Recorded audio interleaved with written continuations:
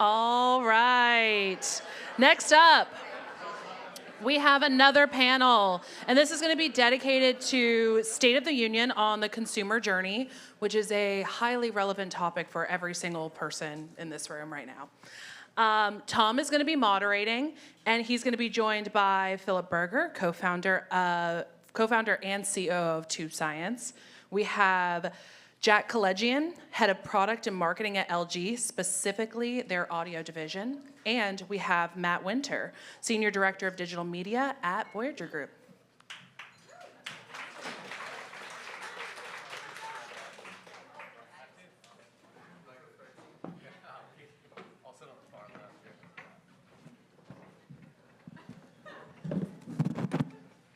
All right. That was an awesome panel right before. Yeah, give it up for these creators one more time. The backbone of the company. Nothing happens at Cohley without you all, so thank you for what you do.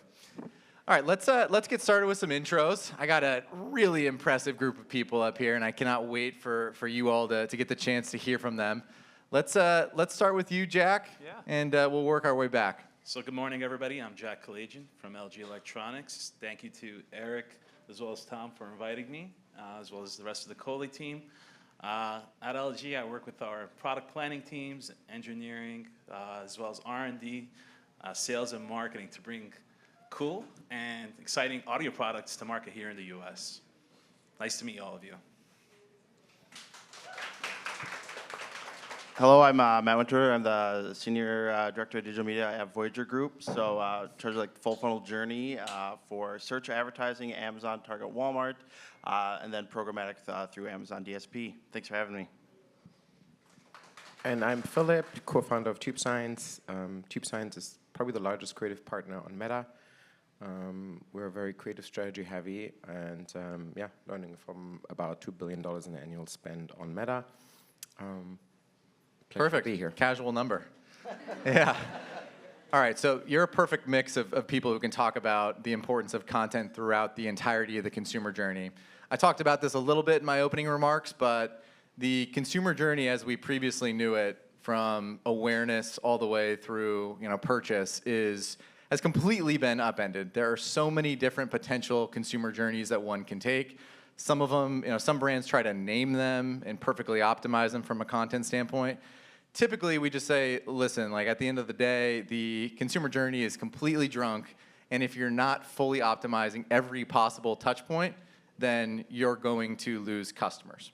So the arc of the panel that I'm envisioning here is that we start with the paid side with Philip. We'll talk about best practices for ad content strategy. We'll talk about how creative is the new targeting. We'll talk about full funnel ads as well. Then we're going to kick it over to Matt from Voyager Group to talk about video and general UGC throughout the entirety of the retail journey. We'll talk about influencer, UGC on social. So he's kind of like the bridge guy, and then Jack will talk specifically about video reviews on .com, which he oversees within the audio division at LG. Obviously, that is a very high consideration category in electronics, heavily researched, and video plays a very critical role there.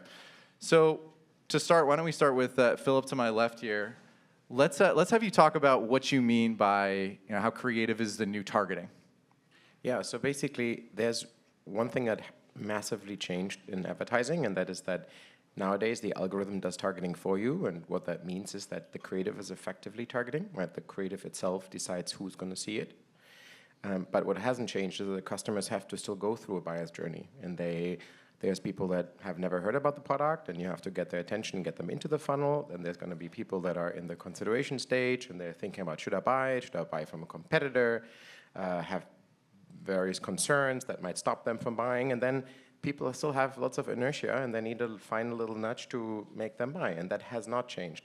But what I see very often is that when you talk about creative, that thinking about the buyer's journey and being intentional about, okay, do I have the right creative for all the stops at the buyer's journey present in my creative portfolio?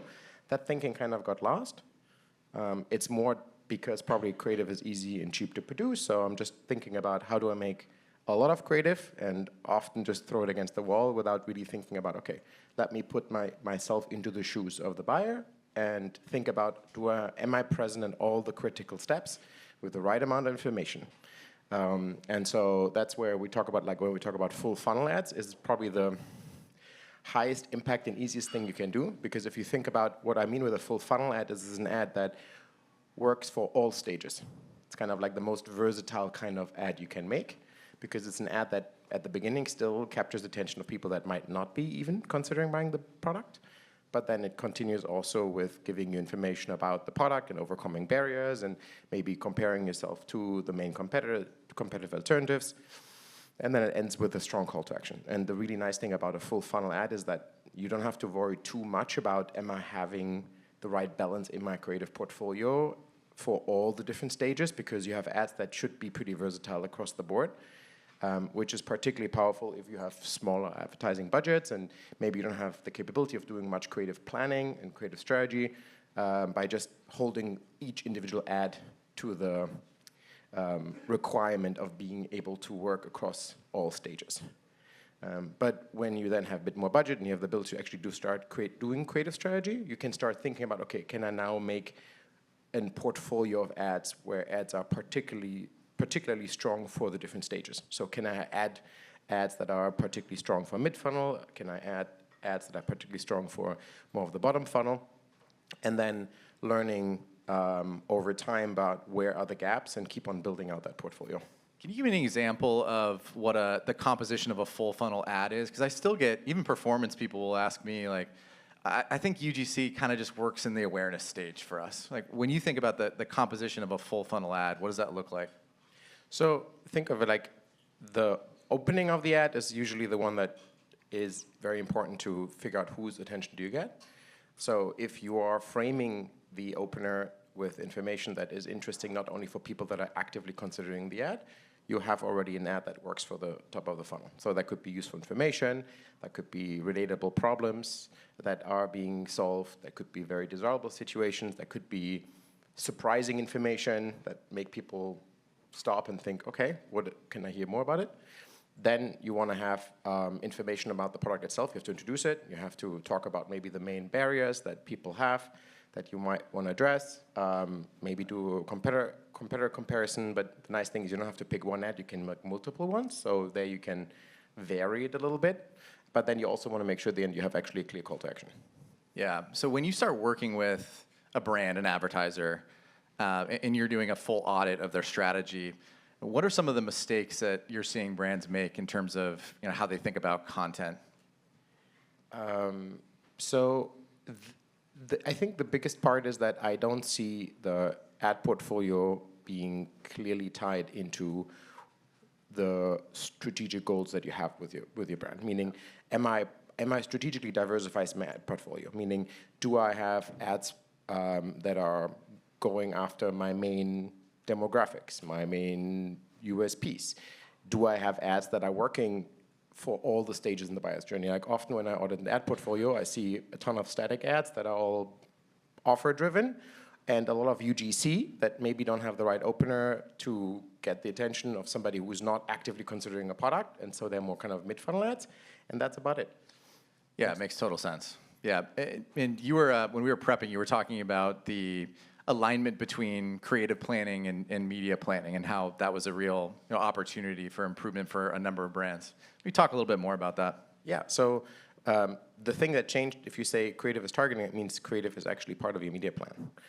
And so what I often see when I look at the media side is that if a client does a media plan, they think about, I want to spend X amount on awareness, I want to spend Y amount on conversion objectives, but that's kind of where it stops.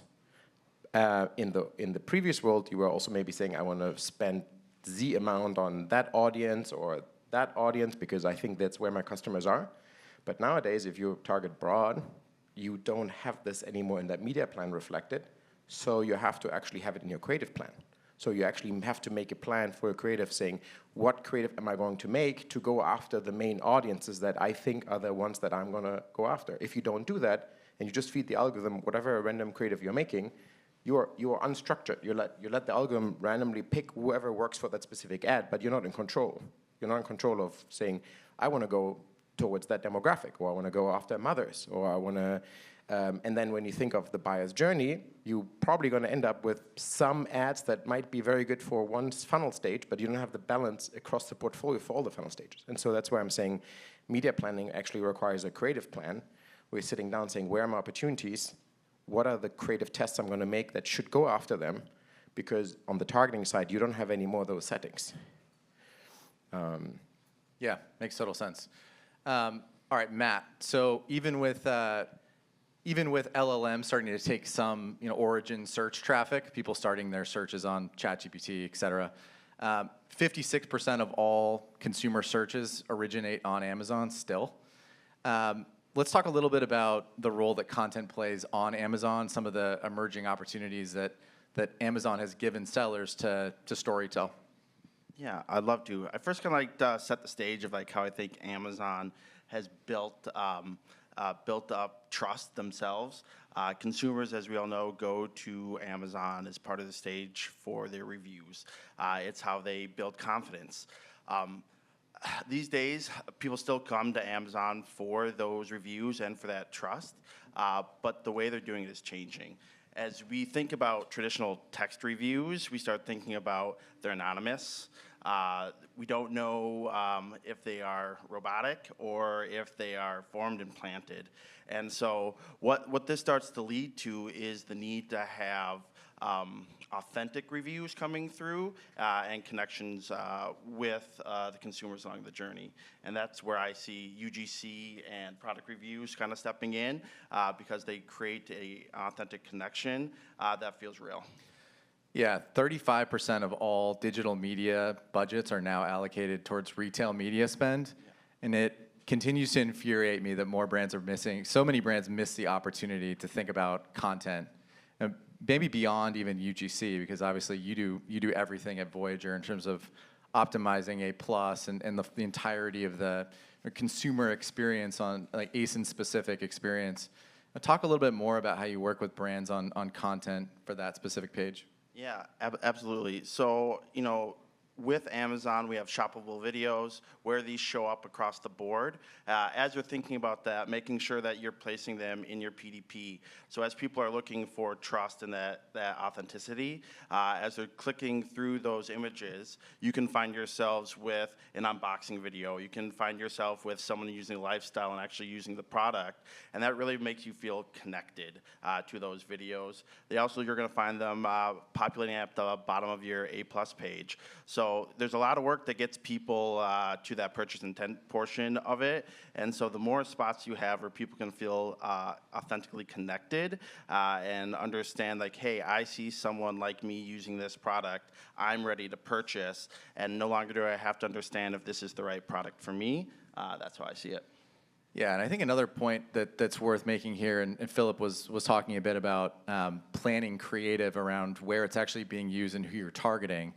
I think it's important to differentiate that different types of UGC are going to be more impactful on Amazon than they would be, say, in a meta ad. Maybe talk a little bit about the differences in terms of what those videos actually look like. Yeah, for sure. I mean, we talked a little bit like the talking head videos, the before and after videos, as we're trying to connect there with the creators.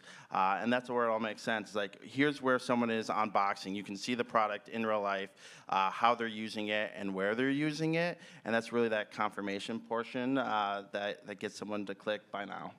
Yeah, again, I think we kind of occasionally lose the forest through the trees when we talk about improving conversion rates and all these other leading indicators around conversion.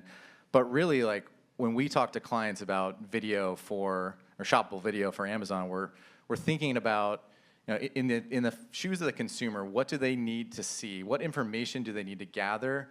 What questions do they have? And how can we help answer those through video? So when you think about like composition of video in these galleries, how do you think about it? Yeah, what is this product? How can I use it? And then what is its quality? And how does that quality compare as I'm comparing across other products across the platform? And that's going to help me make the decision of, why would I choose you versus them? Yeah, we've heard a number of clients recently talk about how Chinese companies are coming in and essentially knocking off their product. So you talk about quality there. Like this, this product is in fact made. It's not going to fall apart the week. It might be, might be more expensive. Here's why it's more expensive. Yeah, absolutely. I mean, it's essential, and you can't get it across in text reviews. I mean, the way I think about it is quality, content, reviews, get them across the finish line. Having those videos on your PDPs, using them, even we'll use them in search ads so people can see that and feel it as they're getting ready to purchase at the bottom of the funnel there. And you just don't get that coming across in text. And the way I think about it is video is the elevated review. It's what text reviews used to be. Yeah, why do you think, you talk a lot about trust signal and how videos are so much more trustworthy than text reviews. Why do you think that's the case in today's day and age? That's a great question. I mean, it's really like you're purchasing from a friend. It's a personal recommendation coming from somebody that you've trusted. Like you've seen them on Instagram, you've watched their meta ad video, and now we catch that traffic on Amazon. And so when you're coming there and you're seeing a different person that you relate with, you're like, that makes sense to me. I'm ready to buy now. Yeah, and again, I think what's underappreciated by a lot of brands is the importance of Amazon in the research of an actual product. Like more than half of searches originating on Amazon, we know that's not the only touch point. They're going to get hit with meta retargeting. They're going to go to the website. They're going to go on TikTok to watch reviews. There's so many different stages, but if you're missing this opportunity to tell your story and answer questions there, what a miss. Yeah, that's a huge miss. I mean, I think, too, as you think back and as you think back out and you start to think about, we talked about ChatGPT, AI, Meta, and, the drunken consumer journey, it's true. I mean, as we look across, we see search is down on Amazon. We see the way how people are getting there, and they're finding themselves there directly from getting the reviews from Meta, going through TikTok, getting those creators, and they'll purchase direct because sales aren't down, but how they're getting there is different. Yeah, and it's interesting to see as TikTok Shop continues to build up more trust, more equity with consumers, we still see a lot of purchase journeys go from discovery on TikTok over to Amazon, back to TikTok. So there's just so many different paths, that the modern day consumer is taking. Okay. Did you want to hit on anything influencer related or any other channels related to UGC before I interrogate Jack? I'm looking forward to Jack's interrogation, but before we get there, I mean, I just think it's for the Amazon journey, for the Amazon consumer, it has become extremely important that you are using UGC, creator-led videos, making sure that we are building the trust and the reviews before they find themselves on Amazon. Yeah. Because otherwise, what's the point? Yeah, where are your consumers spending time, and how can you ensure that the content that you're delivering to them at those touch points is fully optimal? And then quick shout out to Naveen and to Eric for building this tool that's been highly impactful for clients. Essentially what it does, it's an AI tool that will tease out key themes around 1-star reviews and around 5-star reviews. And why that actually matters is sure, you can throw away the horrible shipping experience. Can't really learn that much from that. But if it's a real consumer concern that's continuing to be flagged, rather than just trying to shove it under the rug like all your other problems, maybe actually create video content proactively that addresses those concerns. A prime example, we had a company that makes espresso machines, and a very common complaint from consumers was, this thing is so damn hard to clean. Okay, sure, we can address this in the next iteration of the product, but we got a ton of inventory we got to clear out here. How can we sell more of these? And what they did with us was think about, okay, well, let's actually come up with videos of people demonstrating how to properly clean the actual espresso machine. What a concept. So then if I'm a consumer, rather than bouncing off that page and saying, I can't buy this product, I'm not going to be able to clean it, I see a video actually showing me how to do it all of a sudden I haven't bounced off the page. Maybe I go into a conversion event. Yeah, that's exactly correct. And as you scroll the Amazon pages these days, as you get down to the review section, you'll notice first you're seeing a generative AI review trying to mash all the text together. Sometimes it makes sense, sometimes it doesn't. The very next thing you're seeing is UGC content of people leaving a video review. So if you can put in your own content that can fill that void and get your story across and address those one-star reviews, you're going to increase your conversion rate very quickly. Yeah, and on the flip side, like let's try to trend spot around what people really love about the product. Like, what do consumers, your actual people who are clicking buy and paying you money, like, what do they love about this product, and how can we double down on that? How can we make sure to feature that in the actual video? So that's a good segue to Jack. Jack, oversees the giant of the electronics world with LG. Really premium products. There are plenty of cheap alternatives. So a lot of quality justification that needs to be done. But again, as I teed up earlier, so much research that goes into buying electronics. Like, it's a horrible feeling to buy something that doesn't work like you thought it would or doesn't fit in the space. There is so much work that has to be done from a consumer. It's not an impulse buy. So Jack, maybe just talk about the role that video content has played in your consumer journeys as you look at consumer behavior on site and how you think about it in general. Yeah, so video reviews, for the sake of this conversation, is what we leverage to help tell the story, right?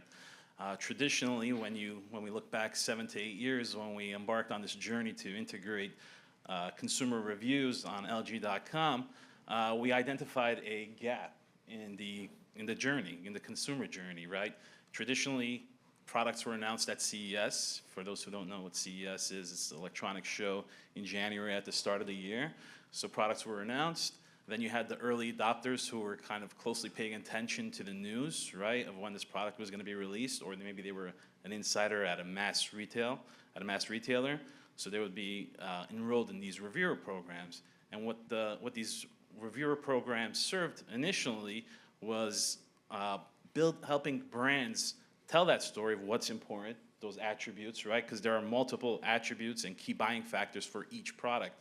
So the consumer, one consumer may look for a product that has the best sound quality, whereas another consumer favors design. So these reviews help brands tell that story in that time period between when the product was announced at CES up until that product was launched, available for everyone, right? So there was that gap that consumer reviews, text reviews filled. Now, with AI and technology and the explosion of short form videos from COVID, right, we see video reviews filling a different gap, right? They put a name behind they put a face behind the name, right? Instead of someone mentioned text reviews being anonymous. So that face gives you a sense of trust, establishes a sense of trust, and makes the content feel authentic. Next, you help give scale to the product, right?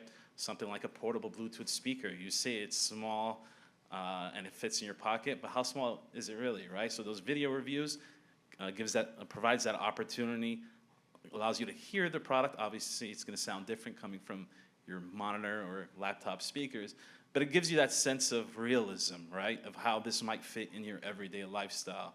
And it gives an opportunity for the brand to leverage that content on multiple platforms. So it's not just living on LG.com or your brand's website. It could live on social or other e-com platforms. Yeah, and a key part of our relationship with you all is the education component around the actual product. So this was a theme in the creator panel earlier, but if you don't actually use a product or you don't actually get hands-on with it, or it's just inauthentic to you as a creator, it's probably not going to go very well. It's not going to land very well. So what we do with Jack, and you can talk more about this, of course, is to actually enable these creators, these individuals who are participating, to actually get their hands on the product, use it, and then be able to even ask our team, ask Jack directly, for any sort of questions, differentiation, points of confusion, so that by the time they actually create this content,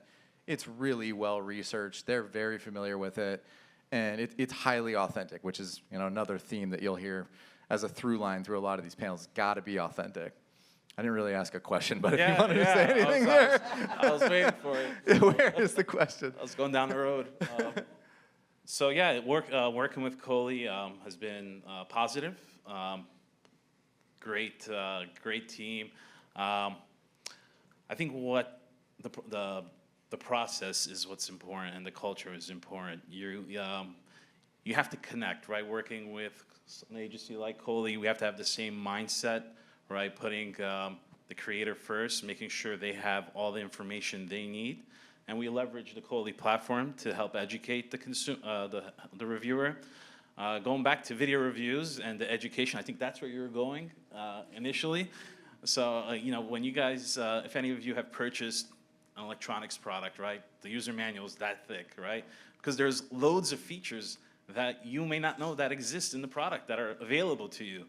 So these videos, how-to videos and such, help educate the consumer with real-world lingo, right, with common terms and use cases, lifestyle settings that are relevant to the viewer and audience. What was the second part of that question? I don't remember. Yeah.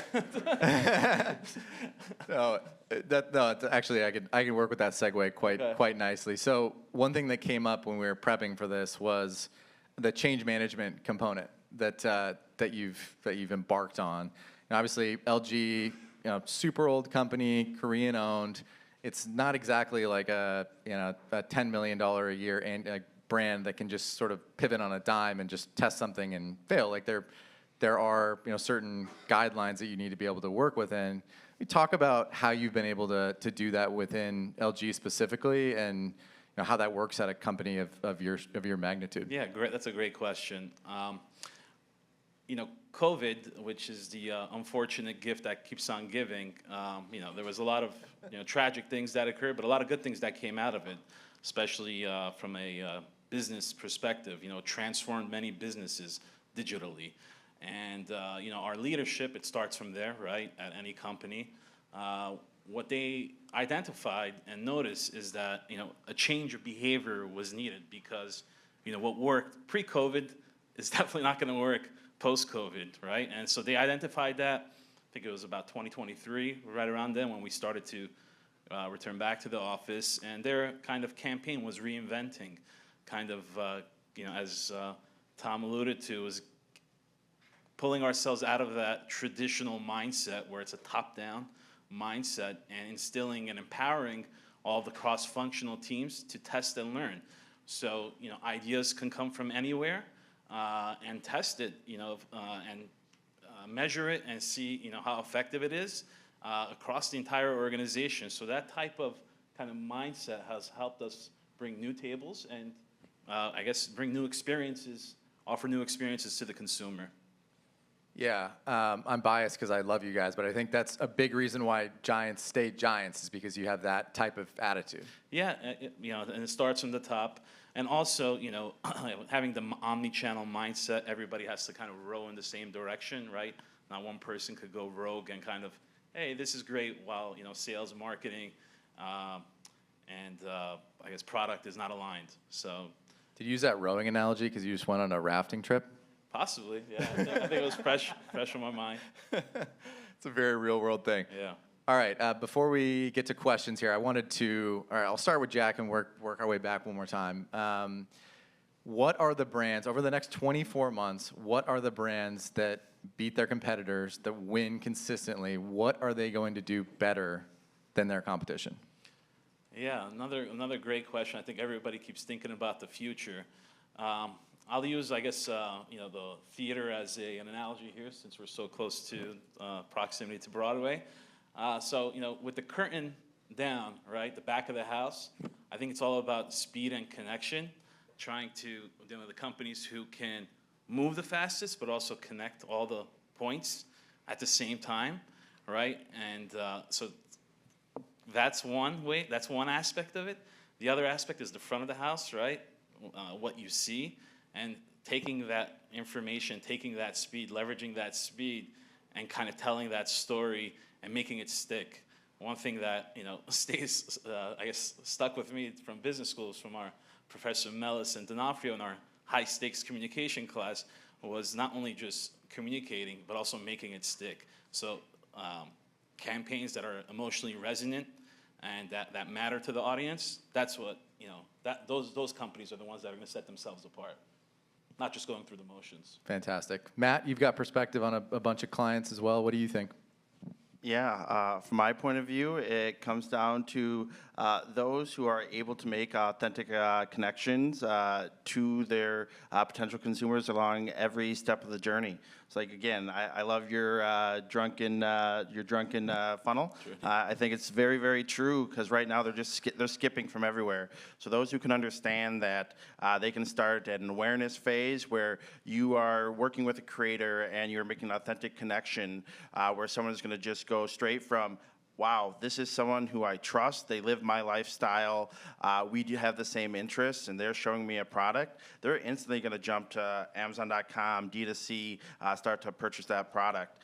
So the more you can understand that the journey has changed, that it's awareness and purchase intent and then a loyalty, and that's about it, and they all kind of blur together. So if you can make an authentic connection and understand that the purchase is going to come from anywhere, that's how I think they're going to win. Bring us home, Philip. So the first part is that doing actually social native, engaging creative is table stakes nowadays. The nice thing is, thanks to creators, it becomes very easy. Everyone can do it. Creators are much better than creative agencies at that, because you have 1,000 smart minds thinking all the time about who am I reaching, how am I engaging those. So this is the first part. But your creative needs a strategy on top of that. And when I talk about strategy, I think in terms of ad portfolios and not individual ads. And when you think of ad portfolios, think of ad portfolios that cover all the stages in the buyer's journey, that they're balanced, that they're not just focusing on either only keep on filling the funnel, or they're only focusing on the most bottom of the funnel and getting people to buy. You have to think of all the stages, and your portfolio needs to cover all the stages. And then your portfolio needs to be aligned with actually where are your growth opportunities. So your creative portfolio shouldn't be just a random assortment of wherever you can source, but your creative portfolio should match or map with where you think your growth opportunities are across demographics, across USPs and positionings of your product, across placements and platforms where your customers are. And so that part is what I call the strategy, and that's the part that really differentiates the really successful advertisers from the ones that are not as successful. And then lastly, when you talk about that creative strategy, you can't anymore talk about this in isolation of media and media strategy. You have to think of it holistically, because even if you are planning and have a creative plan to map out the right portfolio and make the right content that's balanced across funnel stages and that is going after all your growth opportunities, if you then put those all in the wrong campaign with the wrong optimization setting, you're going to say, oh, all my budget still goes after static offer ads, even though I invested so much in other creative. And so that's why it's a holistic system, and you have to understand all of it, and you have to have an integrated plan for creative and media. Perfect. We're a little over on time, but if someone has a question, happy to pass you my mic. If we can just listen to me You have click one. along. Hi, guys. Thank you. My question has to do with short form versus long form. If you guys have any insight on what you're seeing. I know that our day and age is very short form driven right now with TikTok, Instagram, but we obviously do have long form content platforms such as YouTube, Spotify. I really want to hear about like the back end, if you have any insight on that from your perspective. So I think it's not a choice between short form and long form. Again, think of like, first your portfolio, there's different points in the buyer's journey that need different information, but then also think about what is the kind of decision you're trying to influence, right? Is it a high consideration purchase decision, like buying a very expensive LG electronic product, or is it downloading an app that you might instantly decide to buy? And so long form is giving you more space to in detail explain and address concerns and barriers. And so it's really more thinking about when does what fit best and not just picking one or the other. Like, I think the worst thing is just thinking in those heuristics of saying every video needs to be sub whatever 15 seconds. That's not true, because the world is really complex and you can't generalize things like that. As I think about it, like retailer.com, where we see it is more on the short form side, but that's more where conversion is happening, right? So people have a short attention span as they're, especially when they're looking at search, especially when they're there. It's like we see a lot of drop off at 6 seconds and then 15 seconds after that. But we try to inform all of our brands, get your message across in those first 6 seconds. But if they do stay and stay all the way to the end, that's what we're saying, having a little more long form when you think about search, you're going to get a portion of the audience that's going to get there as well. So it's important to have both. Yeah, and I agree with both of them.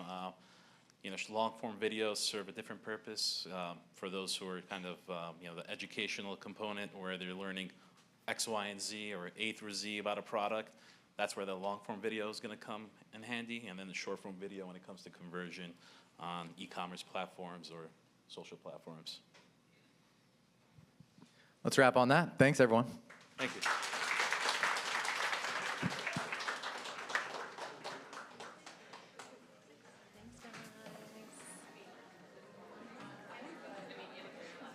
Am I on time? Am I on time?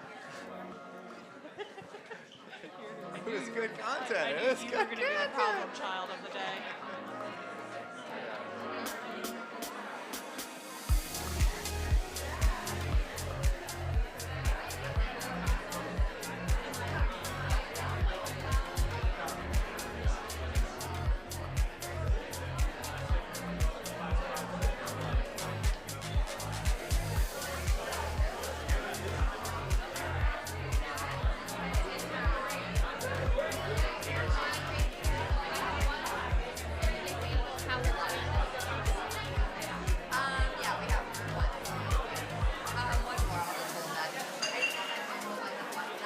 Before, I just think it's like if we need it. Exactly. Yeah. 60 seconds and I'm Yeah, gonna yeah, yeah. take you all. Okay. And then.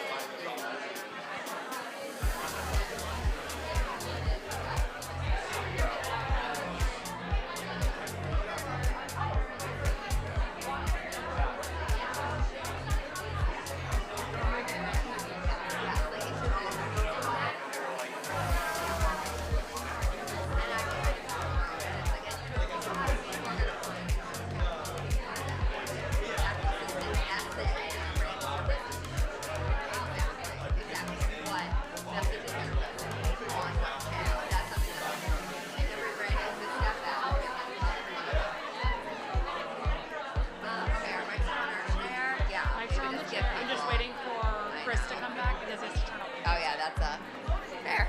That's a good one. It's anarchy. All anarchy. You and I need to be in charge of everything. I know. I was like, he was like, did I run out of time? He's like, I knew you were going to be my problem child today. I knew it was gonna be you. I knew it. Yep. Soon as, okay, I think I can